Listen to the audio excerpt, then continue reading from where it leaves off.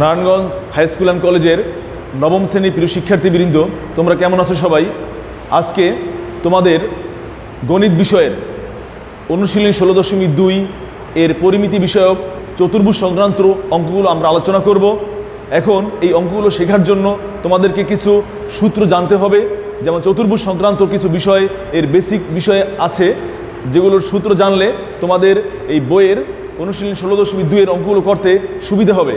এখন আমরা এই চতুর্ভুজ সংক্রান্ত বিভিন্ন টাইপের চতুর্ভুজের ক্ষেত্রফল, কর্ণের দৈর্ঘ্য, পরিসীমা কীভাবে নির্ণয় করতে হয়, আমরা এই বিষয়গুলো নিয়ে তোমাদেরকে আলোচনা করব।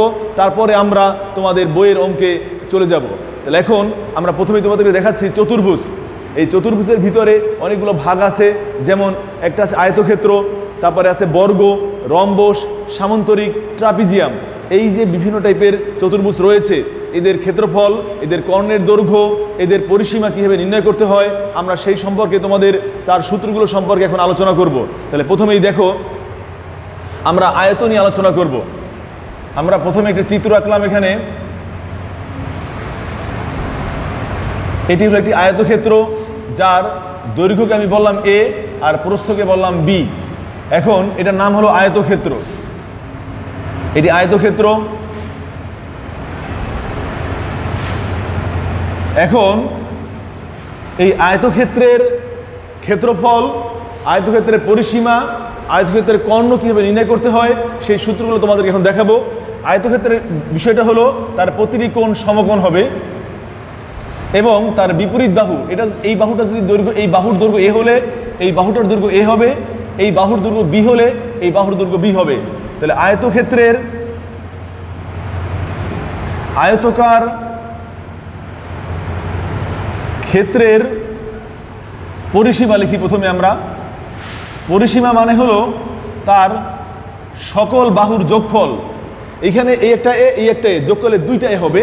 আবার এখানে একটা বি আছে, এখানে একটা বি আছে, যোগ করলে দুইটা বি হবে। তাহলে আমরা সংক্ষেপে এটাকে লিখতে পারবো এ প্লাস বি একক। একক বলতে যদি এটা মিটার হয় তোমরা মিটার লিখবা, যদি সেন্টিমিটার হয় সেন্টিমিটার লিখবা, ইত্যাদি। এরপরে হলো আয়তকার ক্ষেত্রের কর্ণ। কর্ণকে আমরা ডি দ্বারা প্রকাশ করি। ডি হবে এই যে আমাদের এটা যে একটা আয়তক্ষেত্র আমরা আঁকি, এখানে এই আয়তক্ষেত্রের বিপরীত দুইটা কৌণিক বিন্দু যে রেখার মাধ্যমে যোগ করা হয় তাকে আমরা বলি কর্ণ। তাহলে এইটাকে আমরা ডি বলতে পারবো। এই ডি ইকুয়াল টু আমরা জানি √। তুমি এখানে পিথাগোরাসের সূত্র অ্যাপ্লাই করো, এটা সমকোণ, এটা আর এখানে এটা একটা আমাদের ভূমি, এটা লম্ব। তাহলে অতিভুজ স্কোয়ার ইকুয়াল টু হবে লম্ব স্কোয়ার প্লাস ভূমি স্কোয়ার। তাহলে আমাদের অতিভুজ ইকুয়াল টু হবে √, এ স্কোয়ার প্লাস বি স্কোয়ার। তাহলে এখানে হবে এ স্কোয়ার, এখানে হবে বি স্কোয়ার, এটা হবে একক। এবারে হলো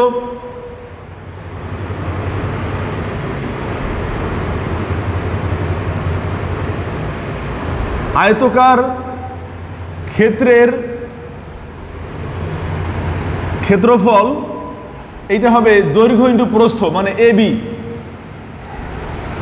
এটা হলো বর্গ একক, এ আর বি অর্থাৎ বর্গ একক। এই হলো আমাদের আয়তকার ক্ষেত্রের বিভিন্ন টাইপের অর্থাৎ কর্ণ, পরিসীমা এবং ক্ষেত্রফল নির্ণয়ের সূত্র। এখন আয়তের সাথে মিল আছে বর্গ। আমরা এখন বর্গ নিয়ে আলোচনা করব। দেখো, আমরা জানি যে চতুর্ভুজের প্রতিটি বাহু সমান তাকে আমরা বলি বর্গ, এবং প্রতিটি কোণ সমকোণ তাকে আমরা বর্গ বলি। এখন আমাদের যেমন এখানে বিপরীত বাহু সমান হয়েছে আর প্রতিটি কোণ সমকোণ, কিন্তু বর্গের ক্ষেত্রে তার প্রতিটি বাহু সমান এবং প্রতিটি কোণ সমকোণ। সেক্ষেত্রে তার পরিসীমা হবে কি? দেখো,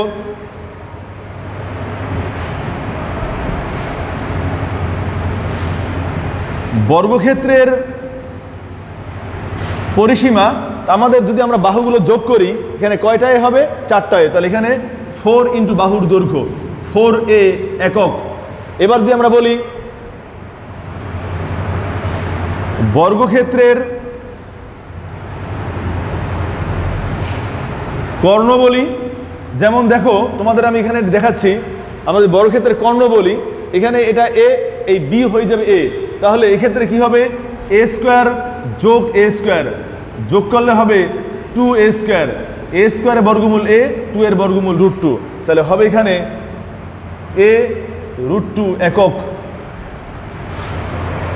এবারে আরেকটা বিষয়, এখানে আমরা আয়তকার ক্ষেত্রে ক্ষেত্রফল দৈর্ঘ্য ইন্টু প্রস্থ, এখানেও দৈর্ঘ্য গুণ প্রস্থ, তাহলে এ আর এ গুণ করলে হবে এ স্কোয়ার। আমরা লিখবো এখানে বর্গক্ষেত্রের ক্ষেত্রফল হবে এ স্কোয়ার বর্গ একক। আশা করি তোমরা এই আয়তকার ক্ষেত্র এবং বর্গক্ষেত্র নিয়ে যাবতীয় যে সূত্রগুলো রয়েছে তোমরা সবাই বুঝতে পেরেছো। এছাড়া আমাদের বর্গের আরো কিছু বিষয় রয়েছে, তা আমি এখন তোমাদের এখানে দেখাবো। যেমন কিভাবে আছে দেখো, যদি বর্গক্ষেত্রের এক বাহুর দৈর্ঘ্য তোমাকে নির্ণয় করতে বলে, এখানে কয়েকটা বিষয় রয়েছে। বর্গক্ষেত্রের এক বাহুর দৈর্ঘ্য নির্ণয় করার, যেমন যদি তোমাকে ক্ষেত্রফল দেওয়া থাকে, ক্ষেত্রফল থাকলে তার বর্গমূল করলে তার এক বাহুর দৈর্ঘ্য পাওয়া যাবে। আর যদি পরিসীমা থাকে, পরিসীমাকে বর্গক্ষেত্রের এক বাহুর দৈর্ঘ্য অর্থাৎ ক্ষেত্রফলের বর্গমূল করলে তার এক বাহুর দৈর্ঘ্য পাওয়া যাবে, যেমন এটা হলো এ একক। আরেকটা বিষয়, বর্গক্ষেত্রের পরিসীমাকে, যেমন দেখো এখানে বর্গক্ষেত্রের এক বাহুর দৈর্ঘ্য, আরেকটা বিষয় তা হলো আমরা এই বর্গক্ষেত্রের পরিসীমা, এই পরিসীমাকে যদি আমরা 4 দ্বারা ভাগ করি, অর্থাৎ এই 4a কে যদি আমরা 4 দ্বারা ভাগ করি, সেক্ষেত্রেও কিন্তু আমরা কি পেয়ে যাচ্ছি, এ পেয়ে যাচ্ছি। তাহলে বোঝা গেল কি, এই যে এটা হলো বর্গের একটা বাহুর দৈর্ঘ্য। তাহলে বর্গের একটি বাহুর দৈর্ঘ্য নির্ণয় করার ক্ষেত্রে আমরা তার যদি ক্ষেত্রফল দেওয়া থাকে তার বর্গমূল করলে তার এক বাহুর দৈর্ঘ্য পাওয়া যাবে, আবার যদি তার পরিসীমা দেওয়া থাকে তাকে 4 দ্বারা ভাগ করলে তার এক বাহুর দৈর্ঘ্য পাওয়া যাবে। এভাবে আমরা বর্গের এক বাহুর দৈর্ঘ্য নির্ণয় করতে পারি। আর এখান থেকে তোমাদেরকে দেখানো হয়েছে কিভাবে বর্গের পরিসীমা নির্ণয় করতে হয়, কিভাবে বর্গের কর্ণ নির্ণয় করতে হয়, কিভাবে বর্গের ক্ষেত্রফল নির্ণয় করতে হয়। এখন তোমাদেরকে আমরা দেখাবো সামান্তরিক এবং ট্রাপিজিয়াম এবং রম্বস, এই তিনটা চতুর্ভুজের ক্ষেত্রফল কর্ণ কিভাবে নির্ণয় করতে হয় তা নিয়ে এখন তোমাদেরকে দেখানো হচ্ছে। আচ্ছা, এখন দেখো সামান্তরিক এর ক্ষেত্রফল, সামান্তরিকের কর্ণ এবং সামান্তরিকের পরিসীমা কিভাবে নির্ণয় করতে হয় তা এখন তোমাদেরকে দেখানো হবে। প্রথমে আমরা এখানে একটা চিত্র আঁকি সামান্তরিকের।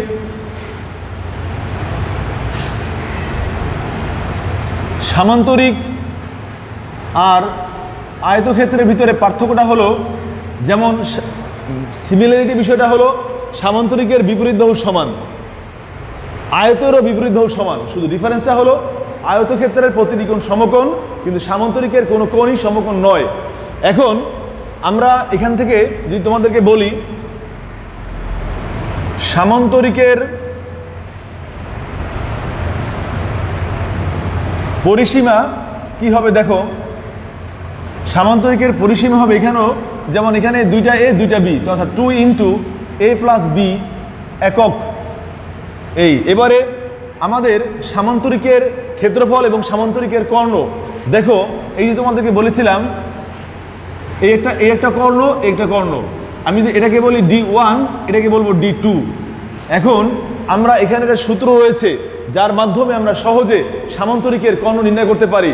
অন্যথায় এটা একটা বড় একটা, এই অঙ্কটি অনেক বড় হয়ে যায় এই টাইপের অঙ্ক আসলে পরীক্ষায়, কিন্তু আমরা একটা সূত্র রয়েছে যেখানে এই সূত্রটা অ্যাপ্লাই করে আমরা সহজে এটা বের করতে পারি। যেমন দেখো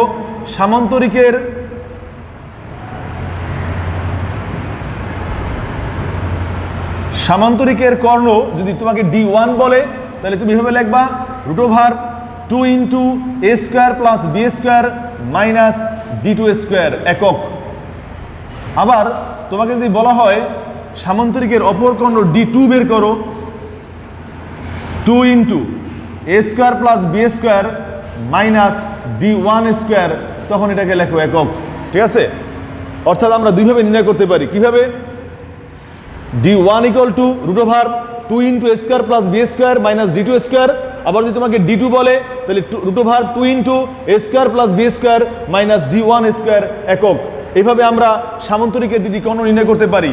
আর সামান্তরিকের ক্ষেত্রফল নির্ণয় করার একটা সূত্র রয়েছে, তা দেখো কিভাবে নির্ণয় করতে পারি।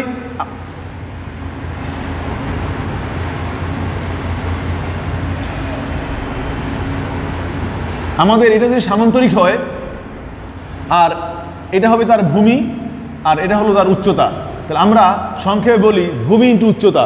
তাহলে ভূমি যদি আমি এটাকে বলি বি আর উচ্চতাকে যদি বলি এইচ, তাহলে সামান্তরিকের ক্ষেত্রফল হবে সামান্তরিকের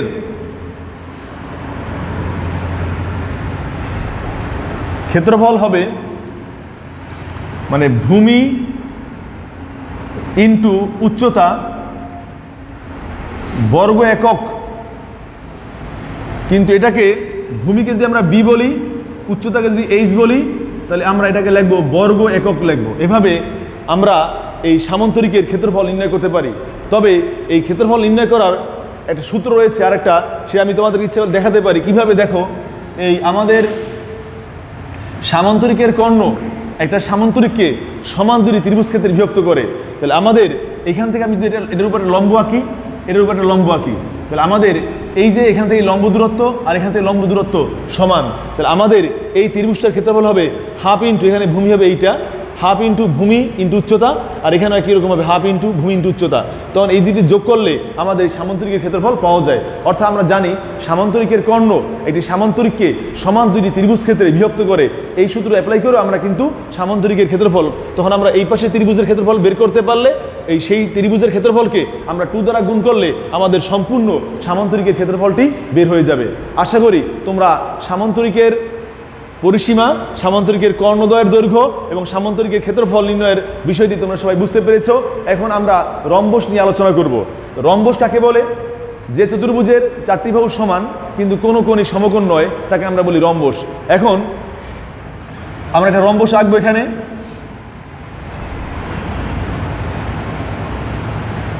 এটা এ হলে এটাও এ হবে, এটাও এ হবে, এটাও এ হবে, এটার নাম হলো রম্বস। রম্বস। এখন রম্বসের পরিসীমা যদি তোমাকে বলা হয়, তুমি বলবা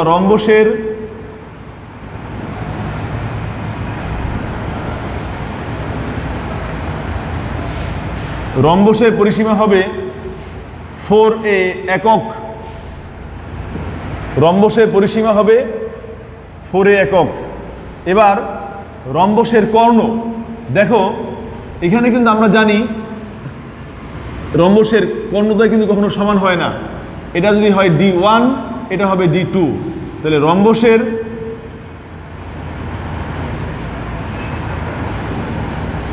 কর্ণ হবে D1 ইকুয়াল টু √, যেমন আমরা এই সূত্র থেকে বলতে পারবো, এখানে যেমন আমাদের A আর B, তাহলে এখানে কিন্তু B হয়ে যাবে a স্কোয়ার যোগ করলে 2a স্কোয়ার, 2a স্কোয়ারকে 2 দ্বারা গুণ করলে হবে 4a স্কোয়ার, অর্থাৎ 4a square minus D2 square, এখানে লাগবা একক লাগবা।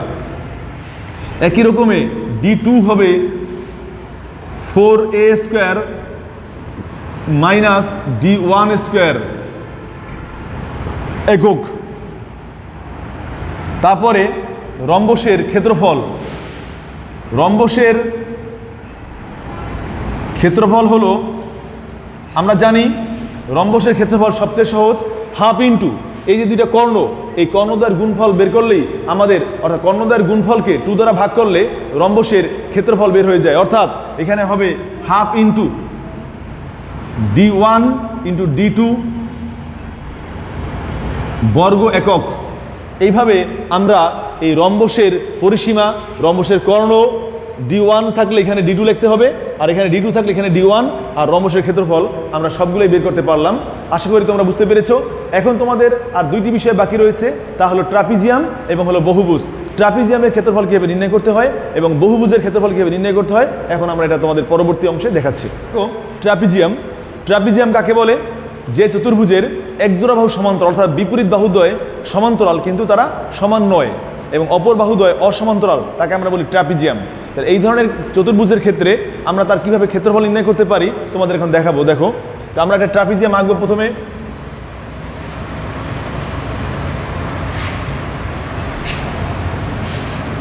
এটা যদি এ হয়, এটা হবে বি, আর এটা অন্য, এটা সি, এটা ডি।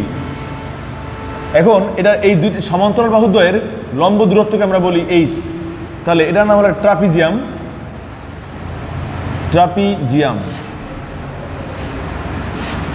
এই ট্রাপিজিয়ামের ক্ষেত্রফল কীভাবে নির্ণয় করতে হয় দেখো।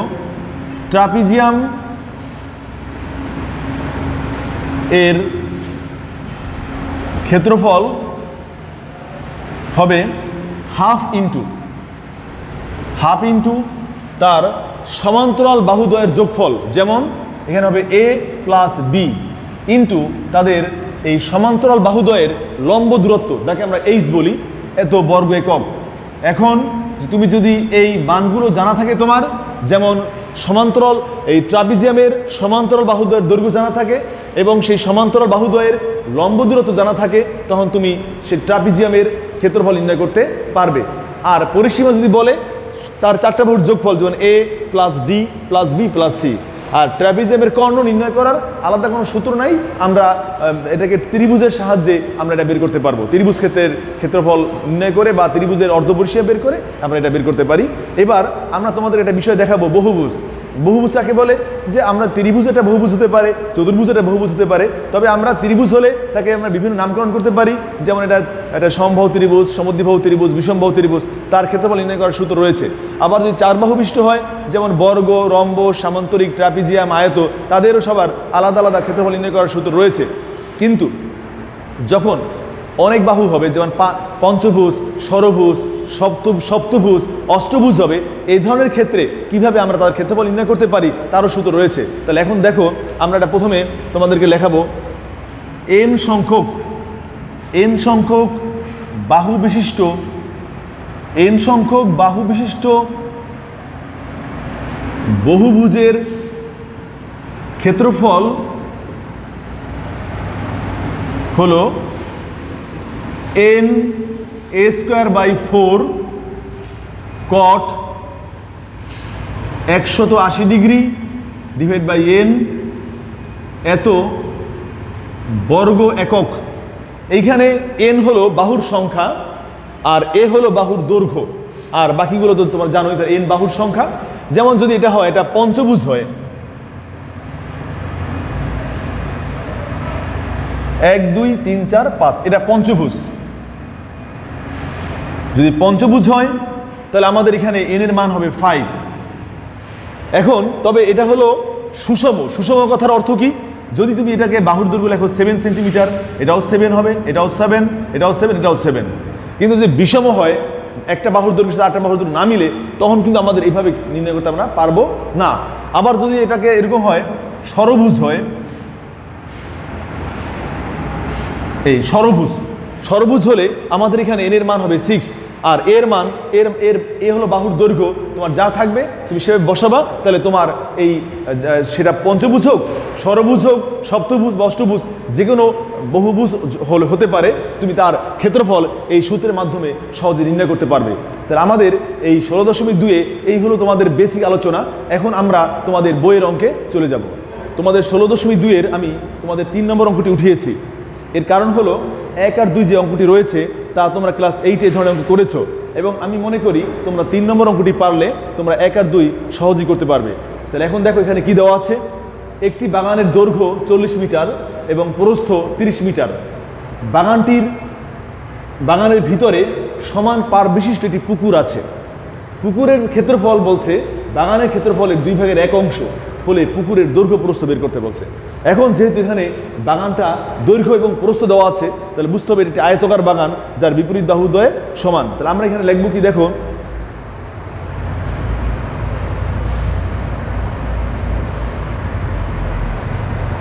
তুমি প্রথমে এখানে চিত্র আঁকতে পারো। যেমন এখানে বাগান,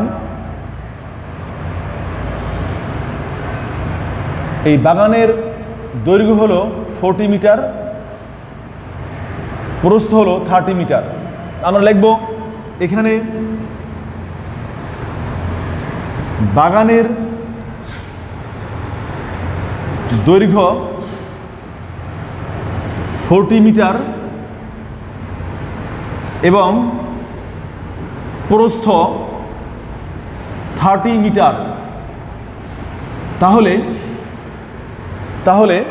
যে বাগানের ক্ষেত্রফল কি হবে দেখো, তোমরা একটু আগে এই সূত্রটি দেখানো হয়েছে তোমাদেরকে। আমরা জানি বাগানের ক্ষেত্রফল দৈর্ঘ্য আর প্রস্থ দেওয়া থাকলে তার দৈর্ঘ্য এবং প্রস্থ আমরা গুণ করব 40 আর 30, গুণ করলে আমরা পেলাম 4 আর 3 গুণ করলে 12, 4 আর 3 আর 2টা 0 এত বর্গমিটার। এখন তোমাদের পরের স্টেপ বলছে বাগানের ভিতরে সমান পারবিষ্ট একটি পুকুর রয়েছে। আমরা একটা কাজ করি, এই যে পুকুরটা আঁকতেছে চিত্র, এখানে পাঠ হলো সমান, এখানে এক্স, এটা এক্স, এটা এক্স, এটা এক্স। এখন এটা হলো এক্স মিটার। আমরা ধরে নিলাম যে এখন আমাদের যে পাড়ের বিস্তার লিখলাম এখানে যে মনে করি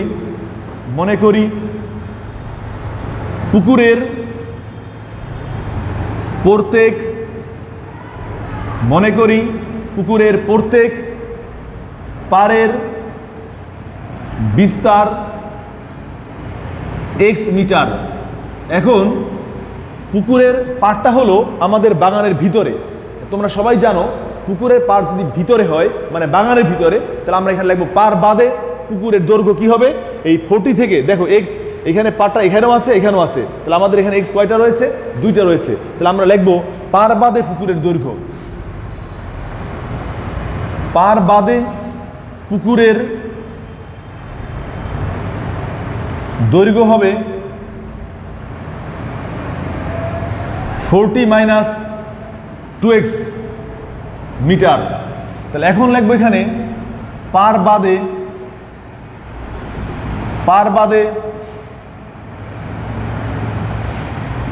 পুকুরের প্রস্থ হবে 30 মাইনাস 2x মিটার।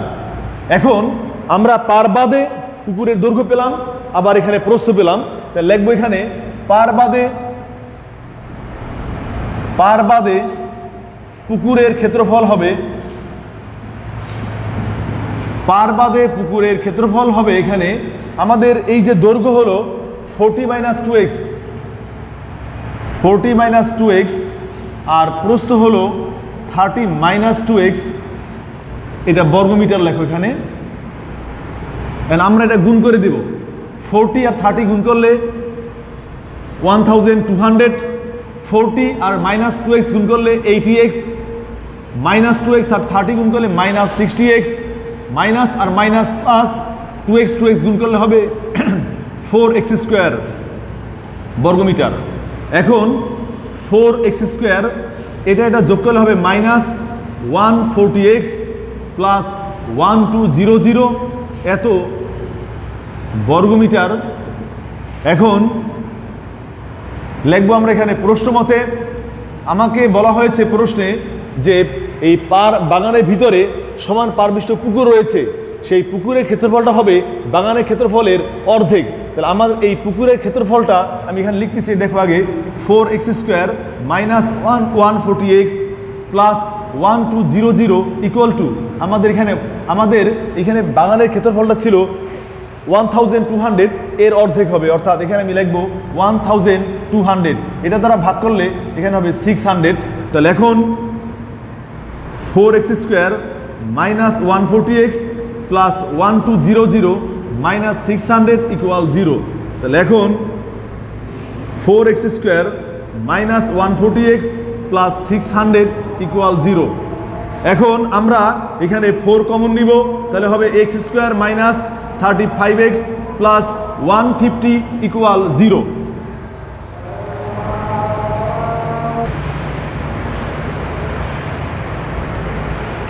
আচ্ছা, এখন দেখো এটাকে আমরা মিডল টার্ম করার আগে এই যে 4 আছে, এই 4টা যদি এদিকে চলে যায় এটা ভাগ হয়ে যাবে, তাহলে থাকবে কি দেখো x square minus 35x plus 150 equal to 4 আছে গুণ, যখন এদিকে আসবে সে ভাগ হয়ে যাবে, 0কে যে কোনো সংখ্যা দ্বারা ভাগ করলে 0। তাহলে এখন আমরা 150কে মিডল টার্ম করলে হবে 5 আর 30 গুণ করলে 150 হবে, যেহেতু এখানে প্লাস আছে 5 আর 30 যোগ করলে 35। তাহলে লিখবো কি দেখো এখানে x square minus 5x minus 30x plus 150 equal 0। তাহলে এখন এখানে যদি আমি x কমন নেই, x মাইনাস 5 মাইনাস 30 কমন নাও, x মাইনাস 5 ইকুয়াল 0। তাহলে এখন আমাদের বাকি কাজটুকু আমরা এই সাইডে করবো। এখন এই জন্য আমাদের এটা মুছে ফেলতে হবে। আশা করি এই দিকের যে সাইড তোমাদের দেখানো হয়েছে, তোমরা বুঝতে পারবা। আমি তাহলে বুঝলে আশা করি কোনো সমস্যা হবে না, বা যদি কোনো সমস্যা থাকে তোমরা এটাকে আবার পিছনে আবার এই ক্লাসটা টেনে আবার দেখবা, ঠিক আছে? ওকে,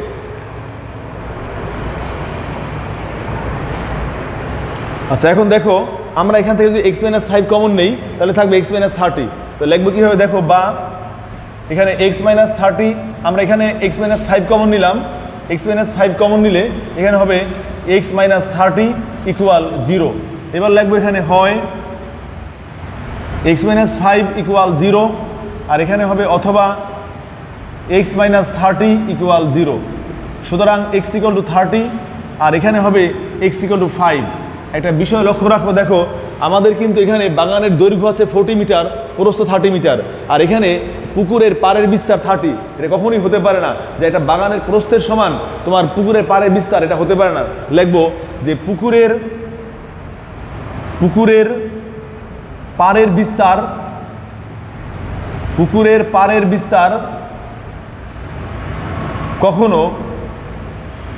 কখনো বাগানের প্রস্থের সমান হতে পারে না। তাহলে সুতরাং x ইকুয়াল টু 30 গ্রহণযোগ্য নয়। তাহলে আমাদের এখানে হবে কি, আমাদেরকে বের করতে বলছে পুকুরের দৈর্ঘ্য প্রস্থ। তা আমরা লিখব সুতরাং পুকুরের দৈর্ঘ্য হবে 40 - 2 × 5, 40 - 10 সমান 30 মিটার। এবার লিখবো আমরা পুকুরের প্রস্থ হবে কি, দেখো 30 - 2 × 5, 30 - 10, 30 থেকে 10 বিয়োগ করলে তা হবে 20 মিটার। আশা করি তোমরা সবাই বুঝতে পেরেছো। তোমাকে এটাই বের করতে বলছিল, অর্থাৎ পুকুরের দৈর্ঘ্য এবং পুকুরের প্রস্থ। আমরা পুকুরের দৈর্ঘ্য এবং প্রস্থ পেয়ে গেলাম। পুকুরের দৈর্ঘ্য হলো 30 আর প্রস্থ হলো 20। এভাবে অর্থাৎ তোমরা যদি এই অঙ্কটি পারো, আশা করি তোমরা বইয়ের 1 আর 2 এই অঙ্ক দুটি তোমরা পারবে। এখন আমরা তোমাদের পরবর্তী অন্য একটি অঙ্কে চলে যাচ্ছি। এবারে তোমাদের 5 নম্বর অঙ্কটি সবচেয়ে ইম্পর্টেন্ট অঙ্ক। এটা কি দেওয়া আছে, এটি বর্গক্ষেত্রের পরিসীমা, এটি আয়তক্ষেত্রের পরিসীমার সমান। আয়তক্ষেত্রটির দৈর্ঘ্য প্রস্থের 3 গুণ এবং ক্ষেত্রফল 768 বর্গমিটার। প্রতিটি 40 সেন্টিমিটার বর্গাকার পাথর দিয়ে বর্গক্ষেত্রটি বাঁধতে মোট কতটি পাথর লাগবে? খুব ইম্পর্টেন্ট অঙ্ক। আবার এই ধরনের অঙ্ক তোমরা ক্লাস 7-ও করেছো, 8-এও করেছো। তারপর আমি তোমাদেরকে দেখাই, আশা করি সবাই বুঝতে পারবে। এবং এই ধরনের অঙ্কই পরীক্ষা আবার আসে তোমাদের 9-10-এও, এসএসসি পরীক্ষাতেও আসে। তা দেখো সবাই, আমাদের যে বিষয়টা দেওয়া আছে আমরা সেটা নিয়ে শুরু করব। কি দেওয়া আছে? প্রথমে একটি বর্গক্ষেত্রের পরিসীমা, এটি আয়তক্ষেত্রের পরিসীমার সমান, আর বলা আছে আয়তক্ষেত্রটির দৈর্ঘ্য প্রস্থের 3 গুণ। তা আমরা এটা নিয়ে কাজ করব। লিখব যে মনে করি আয়ত ক্ষেত্রটির প্রস্থ, মনে করি আয়তক্ষেত্রটির প্রস্থ x মিটার। তাহলে সুতরাং আয়তক্ষেত্রটির দৈর্ঘ্য কি হবে? দৈর্ঘ্য হবে 3 গুণ, অর্থাৎ 3x মিটার। এখন লিখব সুতরাং আয়ত ক্ষেত্রটির ক্ষেত্রফল হবে এই দৈর্ঘ্য আর প্রস্থ গুণ করব, অর্থাৎ 3x × x, এটা হবে বর্গমিটার। সুতরাং এটা হবে 3x² বর্গমিটার। এখন তোমার এখানে দেখো ক্ষেত্রফল দেওয়া আছে 768। তাহলে আমরা লিখতে পারবো প্রশ্ন মতে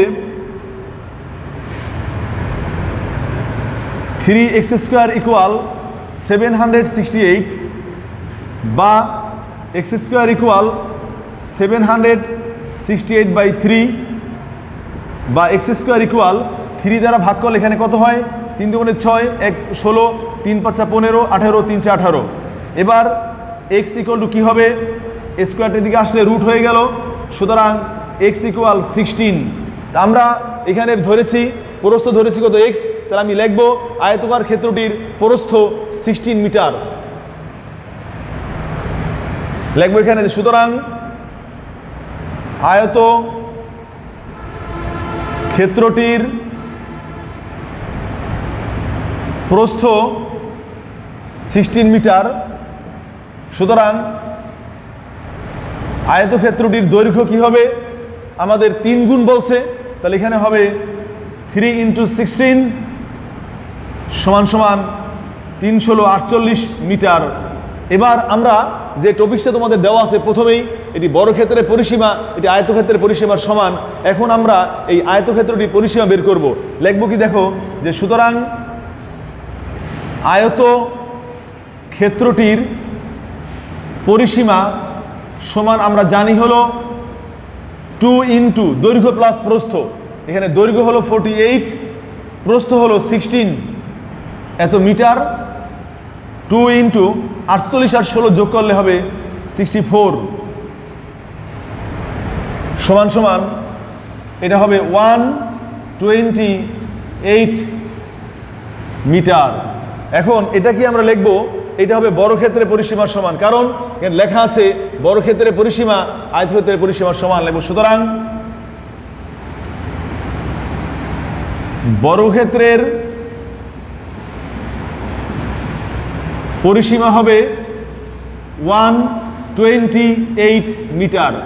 তাহলে এখন এই বর্গক্ষেত্রের পরিসীমাকে আমি 4 দ্বারা ভাগ করি, তাহলে আমার বের হবে তার 1 বাহুর দৈর্ঘ্য। তা আমি লিখব যে সুতরাং বর্গ ক্ষেত্রটির 1 বাহুর দৈর্ঘ্য 128/4 ভাগ করলে হবে 32 মিটার। এখন লিখবো এখানে যে সুতরাং বর্গ ক্ষেত্রটির ক্ষেত্রফল কি হবে, দেখো আমরা জানি হলো বর্গক্ষেত্রের 1 বাহুর দৈর্ঘ্য দেওয়া থাকলে সেটা তা 2 বার গুণ করলে তার ক্ষেত্রফল পেয়ে যাব আমরা। তাহলে আমরা 32 এর উপর স্কোয়ার দেব, তাহলে এখানে হবে 1024 বর্গমিটার। এবার আমাকে যে বিষয়টা তোমার এখানে বলা আছে তা হলো এখানে প্রতিটি 40 সেন্টিমিটার বর্গাকার পাথর দিয়ে বর্গক্ষেত্রটি বাঁধতে মোট কতটি পাথর লাগবে। তা আমরা লিখব বর্গাকার পাথরের দৈর্ঘ্য, বর্গাকার পাথরের দৈর্ঘ্য হলো 40 সেন্টিমিটার, এটাকে 100 দ্বারা ভাগ করো, তাহলে হবে 0.40 মিটার। এখন আমরা লিখব বর্গাকার পাথরের ক্ষেত্রফল। বর্গাকার পাথরের ক্ষেত্রফল কি হবে, যেহেতু এখানে বর্গাকার পাথরের দৈর্ঘ্য আমরা বের করলাম, সেন্টিমিটার থেকে মিটার নেওয়ার পরে হলো 0.40 মিটার, আমরা এই 0.40 আমরা 2 বার গুণ করব, তখন এই 0.40 2 বার গুণ করলে হবে 0.16 বর্গমিটার। এখন আমরা লিখব দেখো এই বর্গাকার পাথরের ক্ষেত্রফল দ্বারা এই বর্গক্ষেত্রটির ক্ষেত্রফলকে ভাগ করলে আমাদের পাথরের সংখ্যা বের হয়ে যাবে। তো লিখতে হবে যে সুতরাং পাথর লাগবে আমাদের এই 1024, এটাকে আমি 0.16 দ্বারা ভাগ করব, ভাগ করলে দেখব যে আমাদের পাথরের সংখ্যা আমরা পেয়ে যাব।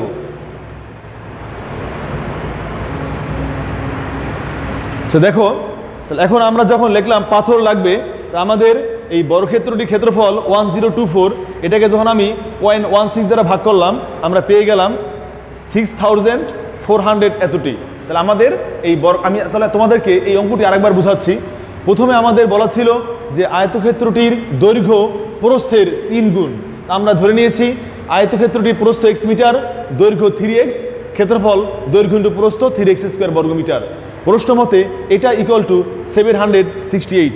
আমরা এখান থেকে x এর মানটা পেয়ে গেলাম, তাহলে আমরা পেলাম প্রস্থ আর দৈর্ঘ্য পেয়ে গেছি। যেহেতু আমাকে বলেছে এখানে বর্গক্ষেত্রের পরিসীমা আয়তকার ক্ষেত্রের পরিসীমার সমান, এই কারণে আমরা এখান থেকে আয়তকার ক্ষেত্রের পরিসীমা বের করেছি। তো দেখা গেল আয়তকার ক্ষেত্রের পরিসীমা আমরা পেয়েছি, এখানে হলো 128 মিটার। তাহলে এটাই হবে আমাদের বর্গক্ষেত্রের পরিসীমা। এখন আমরা জানি বর্গক্ষেত্রের পরিসীমাকে 4 দ্বারা ভাগ করলে তার 1 বাহুর দৈর্ঘ্য পাওয়া যাবে। তা আমরা এটাকে 4 দ্বারা ভাগ করলাম, আমরা 1 বাহুর দৈর্ঘ্য পেয়ে গেছি। তাহলে এখন বর্গক্ষেত্রের ক্ষেত্রফল হবে 32 উপরে আমরা স্কোয়ার দিলে আমরা পেয়ে গেলাম 1024 বর্গ মিটার। এভাবে আমরা বর্গাকার পাথরের দৈর্ঘ্য আমাদের দেওয়া আছে 40 সেন্টিমিটার। এই কারণে আমরা এই 40কে 100 দ্বারা ভাগ করছি, ভাগ করলে আমরা পেলাম 0.40 মিটার। তাহলে যেহেতু এটা বর্গাকার, অতএব তার বর্গাকার পাথরের ক্ষেত্রফল হবে এই 0.40, আমরা স্কোয়ার দিলাম, পেলাম হলো 0.16 বর্গ মিটার। তাহলে এখন লিখলাম পাথর লাগবে এই 1024কে 0.16 দ্বারা ভাগ করলাম 6400 এতটি। আশা করি তোমরা সবাই বুঝতে পেরেছো। তাহলে এখানে আমি তোমাদের আজকে যে বেসিক আলোচনাগুলো করানো হলো তোমাদের, এবং বইয়ের 2টি অঙ্ক করানো হয়েছে, আর 5 নম্বর। আমি মনে করি তোমরা তোমাদের বইয়ের এই 1 থেকে 5 পর্যন্ত যে অঙ্কগুলো রয়েছে এই 2টি অঙ্কের সাথে মিল রেখে তোমরা সবাই করতে পারবে। তাহলে আজকে এ পর্যন্তই থাকবে। আমাদের পরবর্তী ক্লাসে তোমাদের এই চ্যাপ্টারের আমরা বাকি অঙ্কগুলো নিয়ে আলোচনা করব। সবাই ভালো থাকো, আল্লাহ হাফেজ।